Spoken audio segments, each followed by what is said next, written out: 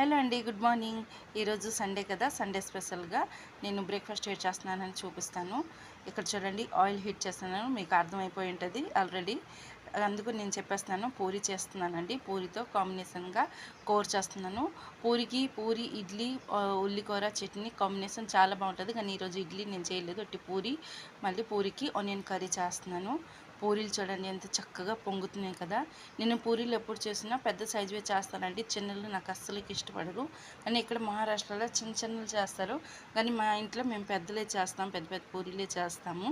ఇక్కడ చూడండి, మరొక పూరి కూడా వేసి చూపిస్తున్నాను, ఎంత చక్కగా పొంగుతుంది కదా. మా లక్కీకి పూరి కూర అంటే చాలా ఇష్టం అండి. దానికి కొద్ది రోజులు నేను ఆయిల్ ఫుడ్ ఇవ్వడం మానేశాను. తనేమో నాకు సండేకి రేపు పూరి చేసేవాడిని మమ్మీ అన్నది. అందుకే ఈరోజు నిన్నైతే సండే రోజు కదా, ఎలాగ స్పెషల్గా ఉంటుంది, ఇంట్లోనే అందరూ ఉన్నాం కదా అని పూరి చేశాను. మరి మీరు ఈరోజు బ్రేక్ఫాస్ట్లో ఏం చేశారనేది కామెంట్ చేయండి. ఓకే, చూసారా, నా బ్రేక్ఫాస్ట్ రెడీ అయిపోయింది. Okay, bye bye.